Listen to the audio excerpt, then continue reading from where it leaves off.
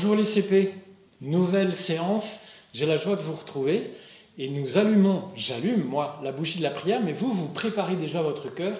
Regardez, la flamme du briquet va rejoindre la bougie qui s'allume et ça, c'est le signal de la prière. Au nom du Père et du Fils et du Saint-Esprit, Amen. Je te remercie, Jésus, je te bénis, je te loue pour cette séance où je peux m'adresser aux enfants et je te demande pour eux qu'ils soient attentifs et qu'ils puissent ouvrir leur cœur au message de ta joie. Au nom du Père et du Fils et du Saint-Esprit, Amen. Alors je continue l'histoire de Marie et Joseph, vous vous souvenez, qui sont partis en voyage jusqu'à une ville qui s'appelle Bethléem. Répétez, Bethléem, qui veut dire la maison du pain. Vous vous souvenez que les portes se fermaient quand ils sont arrivés, personne ne voulait les accueillir dans sa maison.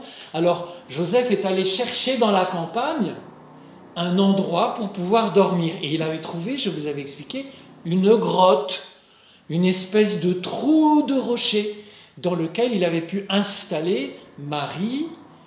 Il s'était mis à côté d'elle et puis il y avait devant eux une mangeoire. Rappelez-vous, c'est comme une table de pierre creuse dans laquelle on peut mettre de la paille ou des graines pour que les animaux viennent manger.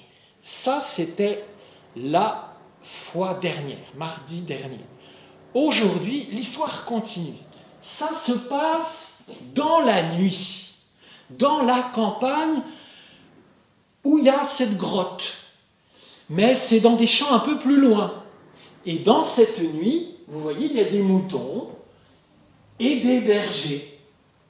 Ce berger-là, il fait un peu dodo parce que l'autre reste réveillé. À tous les deux, ils peuvent garder les moutons. Le travail du berger, comme c'était le travail de David, le roi qui était berger à Bethléem quand il était petit, leur travail, c'est d'empêcher que les loups viennent manger les agneaux ou les moutons. Et que pendant la nuit, les moutons soient tranquilles et en sécurité. Alors, c'est la nuit, il fait noir, dans cette campagne, et tout d'un coup, qu'est-ce qu'il se passe ? Un ange apparaît au berger, qui va déjà réveiller celui-là, l'autre va se réveiller, et cet ange dit « Je vous annonce une très grande joie. Je vous annonce une très grande joie. Aujourd'hui, dans la ville de David, vous est né un sauveur. » L'ange disparaît. Et les bergers qui sont réveillés se disent « Un sauveur à Bethléem. Allons vite voir qui c'est. » Parce que l'ange leur avait dit « Vous trouverez un nouveau-né, un tout petit bébé couché dans une mangeoire. » Alors, les bergers se disent « Allons chercher où se trouve ce nouveau-né pour aller le voir. » Les bergers partent dans la campagne, ils cherchent, et regardent. Ils arrivent à la grotte qui est là. Il y a le fond de la nuit qu'on a représenté avec ce tissu étoilé. Et qu'est-ce qu'ils voient ? Ils voient le nouveau-né couché dans la mangeoire avec Marie, sa mère, avec Joseph. Et tu vois ici un berger tout en silence, tout en prière. Et même le mouton, on dirait qu'il broute sans faire de bruit.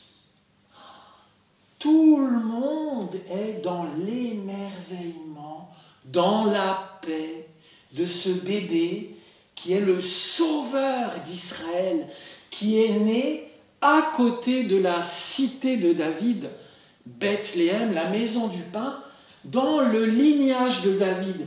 Son père, c'est Joseph, son père sur la terre, c'est Joseph. Le père de Joseph avait un père qui avait un père. Et le grand-grand-grand-grand-grand-père, rappelle-toi, c'est David. Ce petit bébé, il est fils de Dieu, mais il est aussi fils de David. Ça veut dire que, comme je te l'ai dit la semaine dernière, il aura la royauté spirituelle sur le monde entier, parce que sa souveraineté, c'est celle de l'amour. Et l'amour, regarde, il est innocent, il est doux, il est silencieux, il est pauvre, il est abandonné. Il faut qu'on lui fasse de la place. Et c'est la grande merveille de la nuit de Noël. C'est bien sûr une nuit où tu seras content de recevoir des cadeaux, mais c'est lui, le plus beau des cadeaux. Jésus, le roi d'Israël, le Fils de Dieu, le Fils de David, le Sauveur du monde. Il est la lumière du monde. Il éclaire le monde qui est dans une nuit de tristesse, une nuit de peur, une nuit de pauvreté matérielle. Il vient donner le réconfort, la joie, la lumière, la douceur et le salut.